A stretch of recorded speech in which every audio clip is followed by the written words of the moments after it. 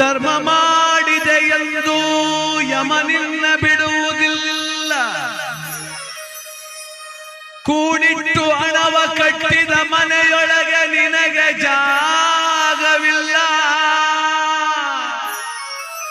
ನನ್ನವಳೆಂದು ಕೈ ಹಿಡಿದು ಕರೆತಂದ ಮಡದಿ ನಿನ್ನ ಜೊತೆಗೆ ಬರುವುದಿಲ್ಲ. ಮುದ್ದಾಡಿ ಸಾಕಿದ ಮಕ್ಕಳು ನಿನ್ನ ಜೊತೆ ಬರುವರಲ್ಲ. ಪಟ್ಟೆ ಪೀತಾಂಬರ ವಸ್ತ್ರಗಳು ಪೆಟ್ಟಿಗೆಯಲ್ಲಿ ಕೂಡಿಟ್ಟವಲ್ಲ. ಜೀವ ನೀನೋಗುವಾಗ ನಿನ್ನವರ ಕಣ್ಣೀರೊಂದೇ ನೀ ಕಾಡಬೇಕಲ್ಲ.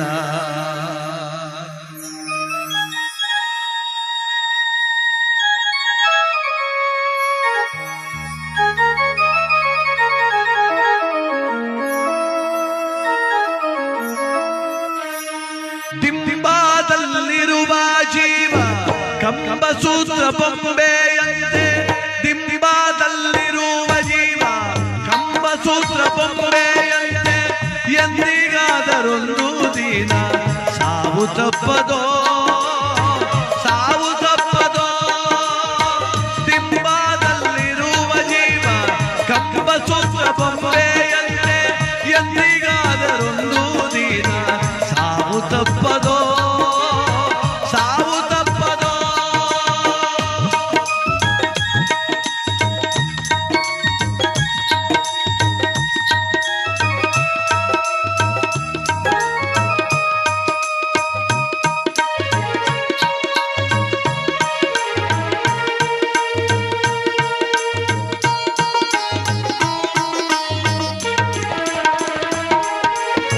ಹುಟ್ಟುತ್ತೇನು ತರಲಿಲ್ಲ, ಸಾಯುತ್ತೇನು ಒಯ್ಯಲಿಲ್ಲ.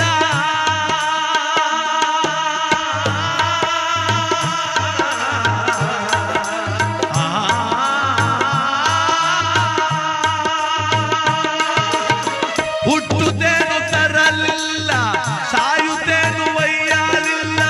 ಸುಟ್ಟು ಸುಟ್ಟು ಸುಣ್ಣದರಳು ಆಯಿತಿದೆ ಪ್ರತಿ ಕ್ಷಣ ನೋಡ್ತೀವಿ. ಹುಟ್ಟು ಸಾವು ನೋಡ್ತಾನೆ ಇದು ಜಗತ್ತಲ್ಲಿ. ಒಂದು ದಿವಸಕ್ಕೆ ಅದೆಷ್ಟು ಜನ ಹುಡ್ತಾರೋ, ಒಂದಿನಕ್ಕೆ ಅದೆಷ್ಟು ಜನ ಸಾಯ್ತಾರೋ. ಆ ಸತ್ಯ ಗೊತ್ತು ನಮಗೆ. ಒತ್ಕೊಂಡಾಗೇನು ಹೋಗ್ಲಿಲ್ಲ, ಬಂದಾಗೇನು ತರಲಿಲ್ಲ. ಅದ್ರ ಮಧ್ಯೆ ಹಾಳಾದ ಭಾವ ಬಿಡ್ತಿಲ್ಲ.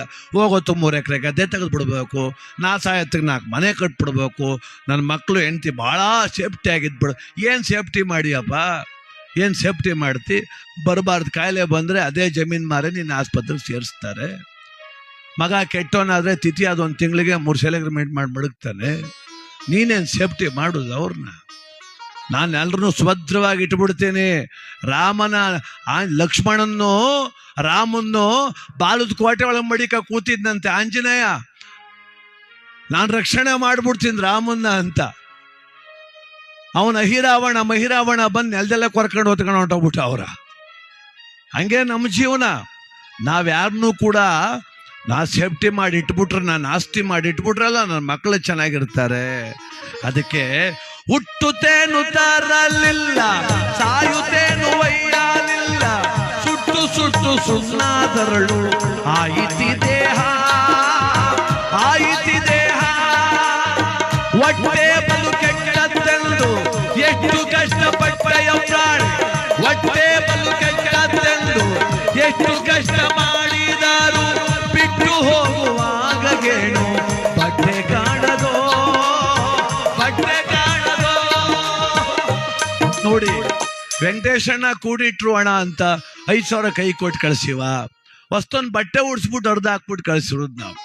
ಬಿಟ್ಟು ಹೋಗುವಾಗ ಗೇಣು ಬಟ್ಟೆ ಕಾಣದೋ. 1 ಗ್ರಾಮ್ ಚಿನ್ನ ಬಿಡೋದಿಲ್ಲ ದೇಹದ ಮೇಲೆ. ನಮ್ಮ ಸ್ನೇಹಿತ ಹೆಂಡತಿ ತುರಬಿಟ್ಟಿದ್ಲು ಮೊನ್ನೆ.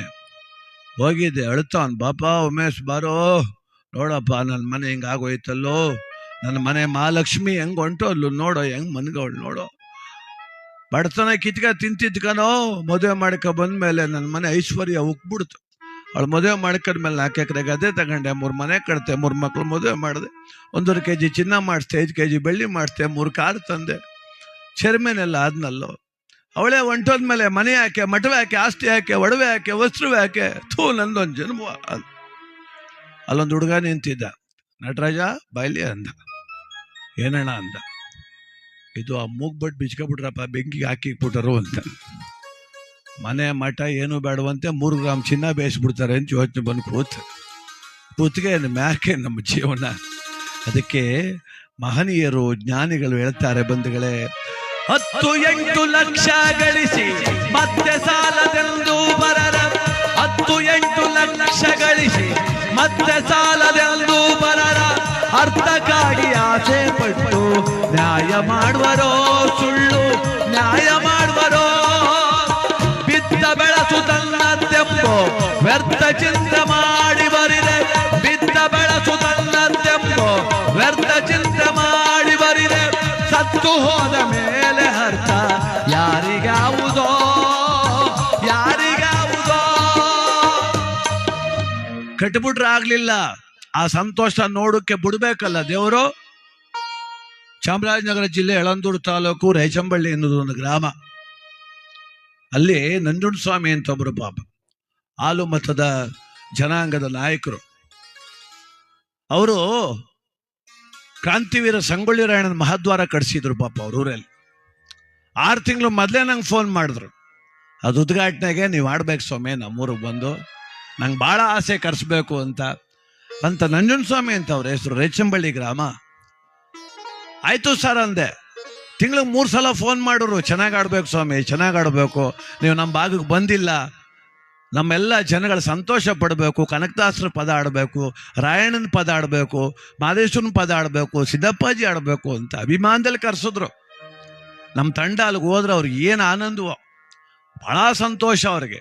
ನಾಳೆ ಉದ್ಘಾಟನೆ ಬೆಳಗ್ಗೆ, ಇವತ್ತು ಸಂಜೆ ನಮ್ಮ ಕಾರ್ಯಕ್ರಮ. ಎಲ್ಲ ಊಟ ಮಾಡಿಸಿದ್ರು. ನಿಮ್ಗೇನು ಬೇಕು ಸ್ವಾಮಿ, ಸಮಯ ಕಮ್ಮಿ ನನಗೆ, ನಾನು ರಾತ್ರಿ ಎಲ್ಲ ಆಡೋದಿಲ್ಲ ಸ್ವಾಮಿ, ಒಂದು 3 ಗಂಟೆ ಟೈಮ್ ಆಡ್ತೀನಿ ಅಂದರೆ, 1 ಗಂಟೆ ಆಡಪ್ಪ ನೀನು, 1 ಗಂಟೆ ಆಡು ಸಾಕು, ನಮ್ಗೆ ಆಡ್ಬೇಕಷ್ಟೇ. ಎಲ್ಲ ರೆಡಿ ಮಾಡ್ದೋ, ವಾದ್ಯ ಸ್ಟೇಜ್ ಮೇಲೆ ಕೂತ್ಕೊಂಡೆ, ಒಂದು ಪ್ರಾರ್ಥನೆ ಆಡಿದೆ. ಸ್ಟೇಜ್ ಮೇಲೆ ಬಂದು ಹೂನಾರ ಹಾಕ್ಬಿಟ್ಟು ಕೆಳಕ್ಕೆ ಹೋಗಿ ಕೂತ್ಕೊಂಡವ್ರು ಮ್ಯಾಗ ಕೇಳಲೇ ಇಲ್ಲ. ನಾಲ್ಗೆ ಕಚ್ಚಿದ್ರು, ನೊದ್ಲೆ ಸುರಿಯಿತು, ನಿಲ್ಸ್ರಪ್ಪ ಅಂದರು.